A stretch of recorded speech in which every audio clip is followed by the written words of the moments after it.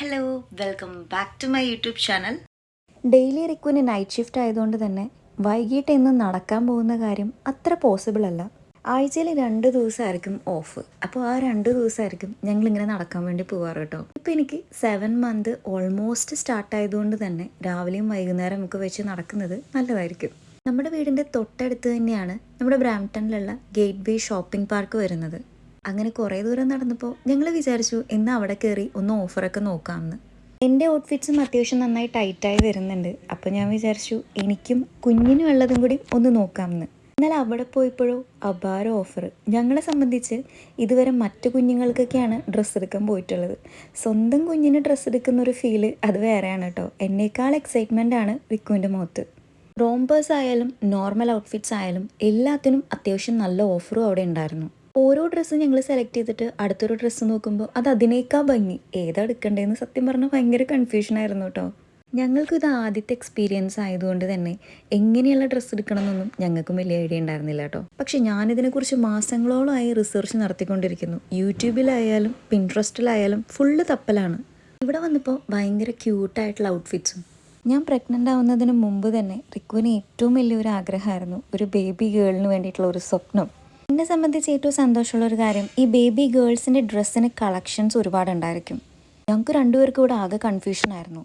ഒരു ഡ്രസ്സ് എടുക്കുമ്പോൾ തോന്നും മറ്റേ ഡ്രസ്സാണ് ഭംഗിയെന്ന്. റിക്കുവിൻ്റെ മുഖത്ത് ആ ഒരു എക്സൈറ്റ്മെൻറ്റ് കണ്ടില്ലേ, ഏതാണ് എടുക്കേണ്ടതെന്ന് ആൾക്ക് തന്നെ ഭയങ്കര കൺഫ്യൂഷനായിരുന്നു. ഫുള്ളി ഫോക്കസ് ചെയ്ത് പർച്ചേസിങ്ങിന് വേണ്ടി വന്നതല്ല ഞങ്ങൾ രണ്ടുപേരും. അതുകൊണ്ട് തന്നെ 0 to 3 months ഒരു 6-7 ജോഡി മാത്രമേ നമ്മളിപ്പോൾ എടുത്തിട്ടുണ്ടായിരുന്നുള്ളൂ. ഞാനിവിടെ ആദ്യമായിട്ടാണ് വരുന്നതെങ്കിലും റിക്കു ഈ സ്പോട്ട് ആദ്യമേ കണ്ടുപിടിച്ചിട്ടുണ്ടായിരുന്നു. അപ്പോൾ ബേബിയുടെ ഔട്ട്ഫിറ്റ്സിന് മാത്രമല്ല, മൊത്തത്തിൽ ഇവിടെ എല്ലാ ഔട്ട്ഫിറ്റ്സിനാവട്ടെ എല്ലാത്തിനും നല്ല ഓഫറാണ്. ഇതിൽ ഏറ്റവും ഇഷ്ടപ്പെട്ട പെർഫ്യൂമാണ് ഈ ഒരു ഓറയുടെ. എല്ലാ പെർഫ്യൂംസിനും ആകെ $5 വരുന്നുള്ളൂ കേട്ടോ. ഈ ഹോം ഡെക്കേഴ്സൊക്കെ നോക്ക്, അത്യാവശ്യം നല്ല ക്യൂട്ടായിട്ടുണ്ടല്ലോ. എല്ലാത്തിനും നല്ല ഓഫർ ഉണ്ട് കേട്ടോ അവിടെ. എൻ്റെ സെക്ഷനിൽ ഞാൻ വിചാരിച്ച പോലെ ഔട്ട്ഫിറ്റ്സ് ഒന്നും കിട്ടാത്തതുകൊണ്ട് ആകെ ഒരു 2 ജോഡി മാത്രമേ എടുത്തുള്ളൂ. റിക്കുവിനാണെങ്കിൽ ഇവിടെ അത്യാവശ്യം മെൻസ് വെയേഴ്സിന് നല്ല ഓഫറുണ്ട്. അപ്പോൾ റിക്കു നോക്കിയായിരുന്നു. പിന്നെ ഞങ്ങൾ എല്ലാവരും ചില്ലറ സാധനങ്ങളൊക്കെ മേടിച്ചു അത്യാവശ്യം ഓഫറൊക്കെ നോക്കിയിട്ട്. പിന്നെ ഇത് ഇങ്ങനെ ഫോൾഡബിൾ ആയിട്ടുള്ള സ്റ്റോറേജ് ബാഗ്സും വാങ്ങിച്ചായിരുന്നു. ഇവിടെ ക്ലോത്ത്സ് ഒക്കെ വെക്കാൻ അത്യാവശ്യം നല്ല ഹെൽപ്ഫുള്ളായിരിക്കും അത്.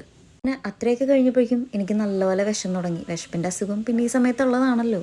പിന്നെ ഇത് ടിമ്മിലൊക്കെ പോയിട്ട് ഒരു റാപ്പൊക്കെ കഴിച്ചപ്പോൾ സെറ്റായി. തിരിച്ച് നടന്നു വന്ന വഴിയിൽ നിലത്ത് നോക്കിയപ്പോൾ നിറച്ച ആപ്പിൾ കിടക്കണം. അപ്പോൾ മനസ്സിലായി ഇവിടെ എവിടെയോ ഒരു ആപ്പിൾ മരം ഉണ്ടെന്ന്. ഇത് കാണുമ്പോൾ അപ്പോൾ ഓർമ്മ വരണത് നമ്മുടെ നാട്ടിലെ ഈ മാങ്ങയൊക്കെ വീണ് കിടക്കുന്ന അതേ ലാഘവത്തിലാണ് ഈ ആപ്പിൾ ഇവിടെ കിടക്കണ കിടപ്പ് കേട്ടോ.